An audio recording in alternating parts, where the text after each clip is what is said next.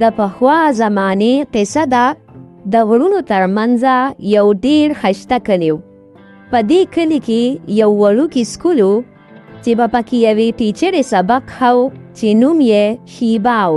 شیبا خو نوره ډیره قابله وه، خو قابلیت سره سره لږه نه ښه ډیره غټه وه. الله دا هو ګټ کېدې ټرور ده. ماشومانو به په ټوکو کې هغې ته همټي ډمټي میډم ویل. شیبا به څلورم کلاس ته د ریاضۍ سبق ښوده. هغه دومره موټی وه چې په یوه کرسۍ کې پوره نه ځایدله. د هغې دپاره په کرسۍ کېناستل هم ډېر ګران و. یوه ورځ شیبا د سکول صفحې والا راوغوسته. دا کرسۍ به داسې وي نو دا خو د ماشومانو کرسۍ ده. ذاکر بابا د دې کرسۍ دواړه بازوګان مات کړه او جدا یې کړه. ولې میډم جي څه خبره ده؟ د دې دواړه بازوګان ما خوږی، زه پرې سمه نشم کېناستلی. ذاکر بابا دواړه بازوګان وخوځول او شیبا ته یې وښودل. د دې ماتولو دپاره خو ډېر زور ته ضرورت نشته. ستاسو د وزن د وجې خو دا د مخکې نه جدا شوي دي. دا وګورئ. همداسې ذاکر بابا د شیبا د کرسۍ دواړه بازوګان مات کړل چې هغه په کرسۍ کې ازاده کېناستلی شي. دا وخت نه میډم جي، دا خو جدا شول. اوس به تاسو ته تکلیف نه درکوي. تاسو آرام سره کښېنئ. یوه ورځ چې کله شیبا کلاس ته راغله نو ویې کتل چې په بلیک بورډ باندې یو ماشوم د همټي ډمټي تصویر جوړ کړی دی. چې کله شیبا بلیک بورډ باندې د همټي ډمټي تصویر ولیده نو ډېره غوسه شوه. دا د همټي ډمټي تصویر چا جوړ کړی دی؟ ما ته پته ده چې تاسو ما پسې ټوکې کوئ. درته وایم دا چا جوړ کړی دی؟ خو یو ماشوم هم جواب ورنه کړو. شیبا ډېره خفه شوه، ډسټر یې راواخیسته او تصویر یې صفا کړو. هغې ته پته وه چې ماشومان د هغې د موټاوالي د وجې ډېرې ټوکې کوي، خو بیا هم هغې د خپل وزن کمولو پروا نه کوله، ځکه چې هغې ته خوراک ډېر خوښ و. خلک به خپل کار کوي. دا وګوره څومره خوند کوي چې دا خوراک کوم. شیبا به زیات تر فاسټ فوډ خوړل. سکول ته د راتلو نه مخکې به یې 10 الو پراټې خوړلې، ماسپښین به یې ضرور میګي خوړله او د سکول نه پس ګولګپې، موموز او برګر خوړل یې ډېر خوښ و. د دې د وجې د هغې وزن ورځ په ورځه نور هم زیاتېدو، خو شیبا خپل موټاوالي ته هیڅ خیال نه و. اوس خو صرف ماشومان نه بلکې د سکول نورې استادانې هم په هغې پسې ټوکې کولې. هغه د خپل وزن د وجې ډېره ورو ورو او په مزه مزه ګرځېده او نورو استادانو به اوس دا خبرې کولې. هغه وګورئ شیبا را روانه ده د خوراک دکان. ما ته خو یاره ده چې د دې د ګرځېدو نه به ځمکه وچوي. نه پوهېږم چې دا ځمکه به د دې وزن څنګه برداشت کوي. شیبا پوهېده چې نورې استادانې هم د هغې پسې ټوکې کوي، خو بیا هم هغې د خپل وزن کمولو دپاره څه هم نه کول. یوه ورځ په سکول کې د ټیچرز ډے دپاره خاص پروګرام جوړ شوی و. کامن روم کې ټولې استادانې ناستې وې او خبرې یې کولې. زه به ډیزاین ساړي او پنسل هیل سینډل واغوندم. زه به لهنګه واغوندم او های هیل به واچوم. ټولو استادانو د خپل لوک تیاری کوله. شیبا هم سوچ وکړو.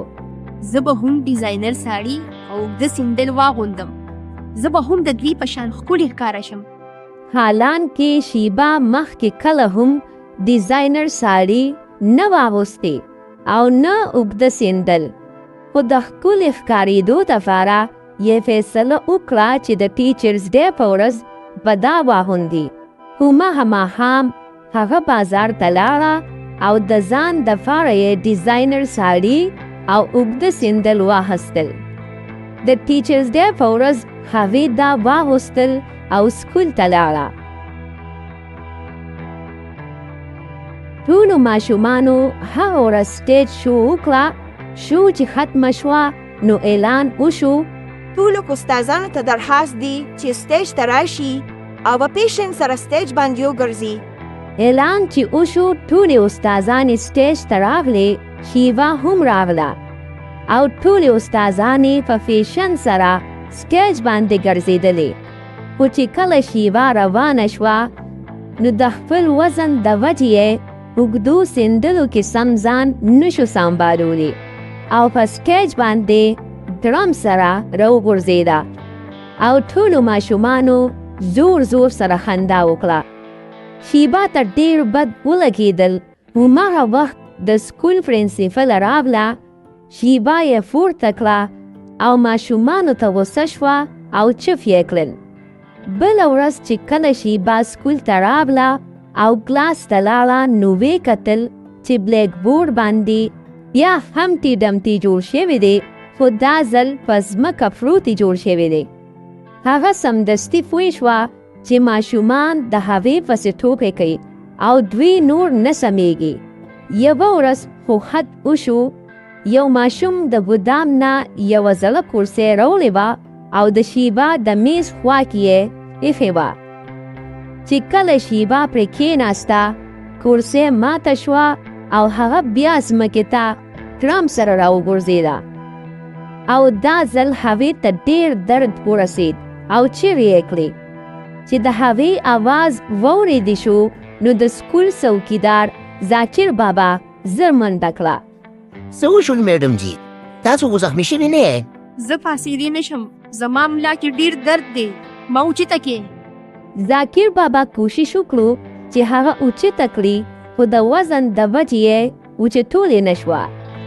هغه نورو څوکیدارانو ته آواز وکړو: یا لکه اویسا کامرانه زر راشئ، څلورم کلاس ته شیبا میډم زخمي شوې ده. ټول راغلل او په شریکه یې شیبا میډم اوچته کړه. د سکول پرنسپل یې امبولانس راوغوسته او هغه یې اسپتال ته یوړه. د دې د ملا ډوکي کې له کریک راغلی دی. د زیات وزن د وجې به ښه کېدل وخت غواړي. دې ته یو میاشت بیډ ریسټ پکار دی. ډاکټر دوی ورکړه او هغې ته یې کور ته د تلو اجازت ورکړو. شیبا د یوې میاشتې نه هم زیات وخت په کټ باندې تیر کړو او اوس خو یې لا نور هم زیات خوراک شروع کړو چې ورسره نوره هم موټی شوه. اوس خو زه نوره هم زیاته موټی شوې یم. ماشومان به نور هم ما پسې ټوکې کوي.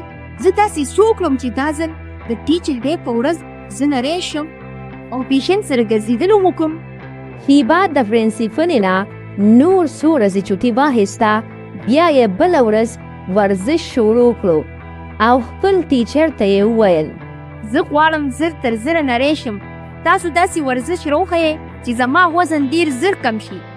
بالکل میډم، خو تاسو ته به خپل خوراک هم کنټرول کوئ. صحیح ده، زه به پوره کوشش کوم. د هماغې ورځې نه وروستو شیبا ورزش شروع کړو او خپل خوراک یې هم کنټرول کړو. تقریبا یوه میاشت وروستو د هغې وزن لږ کم شو.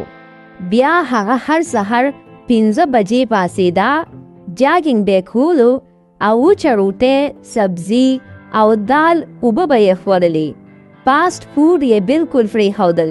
د ګولګفو والا، میګي والا او مومو والا به اکثر ورته آواز وکړو، خو شیبا به نیغه ورزش کلاس ته تله.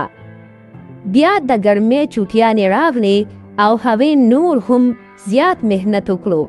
یو نیمه میاشت وروستو چې کله سکول کولاو شو نو ټول حیران شول. شیبا ډېره نری شوې وه. ماشومانو بلیک بورډ نه د همتی ډمتی تصویر هم پاک کړو. شیبا دپاره نوې کرسۍ راغله چې دواړه بازوګان یې صحیح او یو ځل بیا ټیچر ډے راغله، خو دا ځل هم شیبا ډیزاین ساړي او اوږده سندل واغوستل. خو دا ځل هغه د ټولو ښکلې ښکارېده. هغې سټیج باندې زبردست فیشن سره تګ وکړو. ټول ماشومان حیران پاتې شول. شیبا ته د ښکلې ښکارېدو ایوارډ هم ورکړلی شو. ماشومانو د هغې نه معافي وغوښته. شیبا ټول غېږ کې ونیول او په خندا یې وویل اسی ګورې دا د همټي ډمټي نوم هم بد نوم نه دی. او ټولو ماشومانو دغسې وخندل.